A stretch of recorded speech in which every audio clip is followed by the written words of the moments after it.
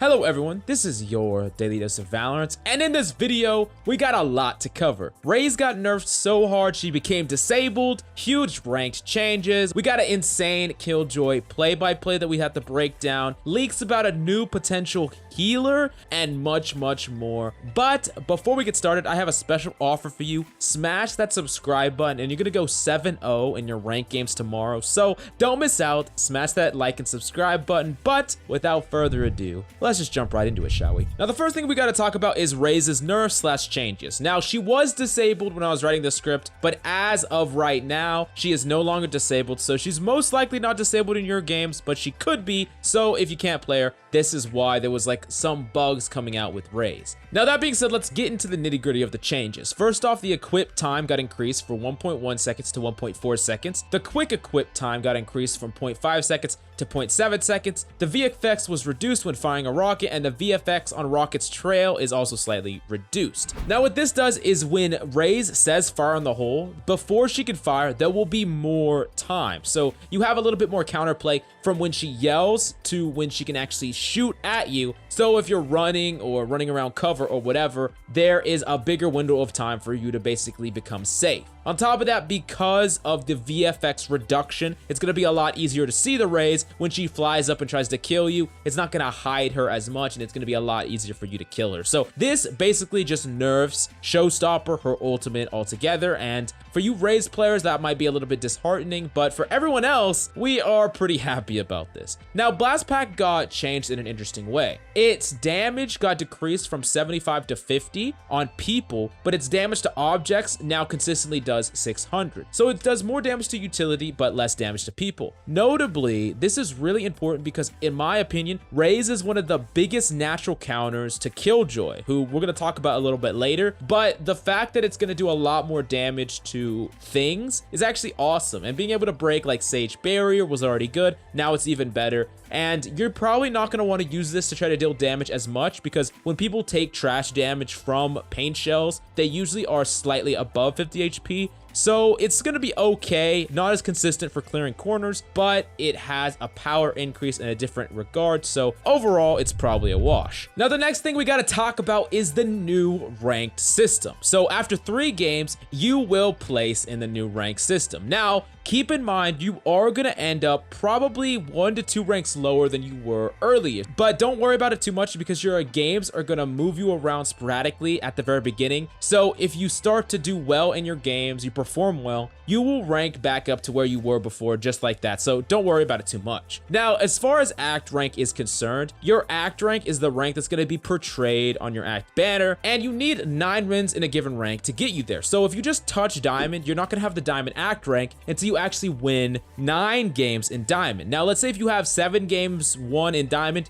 but 2 games won in plat, it will just give you the plat act rank, but until you win all 9 games in diamond, you won't get that rank's rank banner. So that's pretty much all you need to know about that. And of course, you won't lose it. So let's say you won 9 games in immortal because you're a Chad, and then you lose all the way down to silver, you're gonna keep that immortal banner. So that's just something that you should keep in mind. Now, one thing that they changed about rank that I'm extremely excited about is it's actually far less likely that groups of differing sizes would be paired against each other. So now in this new system, it will be very rare for a 5-stack to go up against a solo, but at the cost of additional queue time. So if your games are a little bit longer, this is why. But in my opinion, this is a 100% worthwhile trade. I do not want to be going up against a 5-stack when I'm a solo. I don't care what they say about fair games or whatever. It doesn't matter to me. The fact that I have to go up against the coordination of a 5-stack means that they're going to play fundamentally different than solos do, and some of the strategies you incorporate aren't going to work the same. So the fact that solos and duos will almost never play against 5-stacks, that is music to my ears. Now, the last thing we need to talk about ranked is one of the big problems that would happen is people would like win a game, and not rank up, lose 1 game and rank down.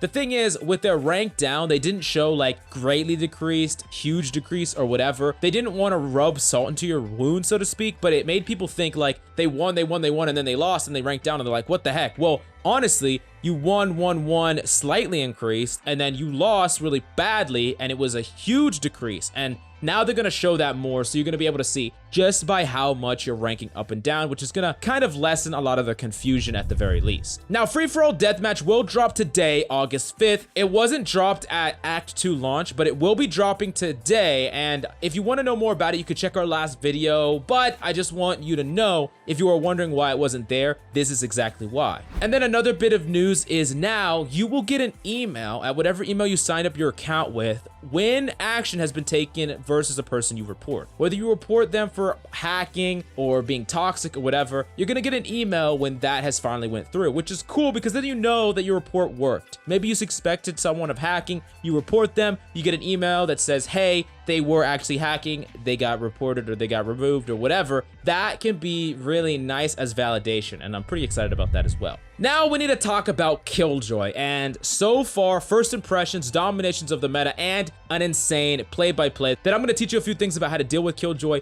or how to play Killjoy. So I'm not making any definitive claims right now about Killjoy, but it does seem that Killjoy is incredibly powerful on defense, of course, but I also do think that people underestimated not only how powerful she is at attack, but how powerful her ultimate is. Let's quickly break down this clip by our resident GameLeap Radiant player, Tanner FPS, as he clutches up a 1v4 on Killjoy. Now notice in this video, Tanner has a nanoswarm set up on the center boxes of B site on Ascent. It should be noted that nanoswarm will damage anyone who is planting near those boxes, and pretty much it's a always plant for B on Ascent. I mean, that entire circle will hit anyone that's planting around those boxes, and that's pretty much the only place that people traditionally plant. Now, if you're up against Killjoy, you need to pay close attention to detail and check for nanoswarm near default plant zones because Killjoys are tricky. That's exactly what Tanner does here, and it gets him a lot of value. Now, after he uses the first one to help him kill the Cypher, he wraps around, throws another one, sets up a turret one angle, an alarm bot on the other angle, and uses his ultimate lockdown because the spike is down and enemies have to come and contest him. This way, he guards the spike with the time ticking down, and the enemies are in a rock and a hard place here big time.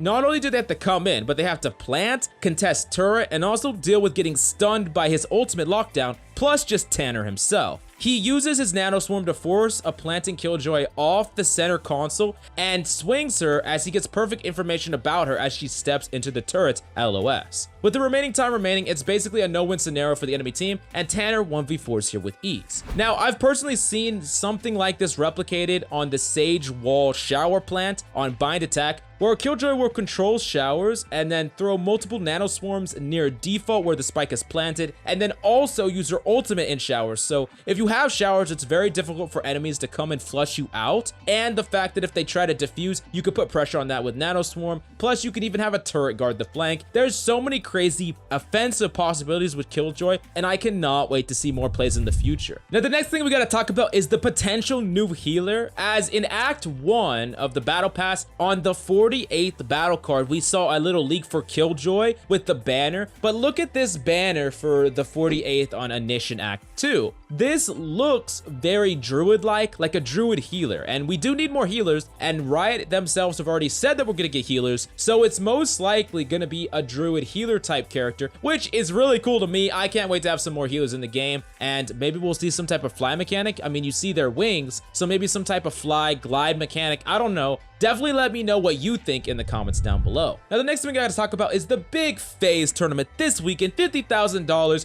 Go watch it. All your favorite teams are there, TSM, Sentinels, whatever. But who we're gonna talk about is the debut team, FaZe Clan, who just signed Baby Bay. It's 7 a.m. baby, and your favorite Bay just got signed to FaZe. If you don't know this guy because you don't watch any Overwatch, just consider him the personification of Chadness, and that's pretty much all you need to know about Baby Bay. I can't wait to see how he performs in the tournament. Now, some nutty person on Reddit actually broke down how long it would take to clear the Battle Pass. They included all the free XP and challenges, and they broke it down that it's going to take 119.6 hours to complete the Battle Pass. That is absolutely insane. You have to do 13.2 hours a week or almost 2 hours a day to clear the Battle Pass in time over the course of 63 days that the Battle Pass is out. Now, for degenerates like me, and most likely you, this is not a big deal, but for a lot of people who, have jobs or, people that have school or whatever, this is a lot, and I would love for them to add some type double EXP weekends. That would be really cool as ways that we could really grind through some of the slog, quickly boost up if we want to put the time and effort. That'd be really cool to see, and I would really appreciate that. Now, the last thing we gotta talk about is that the Valorant devs are taking a break for a week. Now, they're probably not gonna have any big balances in the next week. No big changes. They're just gonna fix a few things, and that's about it. But in my personal opinion, they deserve it. They've done a great job with the Act 2 Ignition. They've done a great job with all the updates, the skins, the everything. I'm extremely excited, and they probably deserve a break. But I would love a new cinematic. So come on, devs, just drop a cinematic for me, please, pretty please. Anyways, if you learned anything, smash that like and subscribe button. I can't wait to start grinding out free-for-all, because that is what I live for. And make sure you go check out Tanner FPS on Twitch. He's absolutely nutty, and he's gonna start making videos for this YouTube channel, so look out for him here. But that's all we got for you today. I'm Coach Mills, and of course, until next time.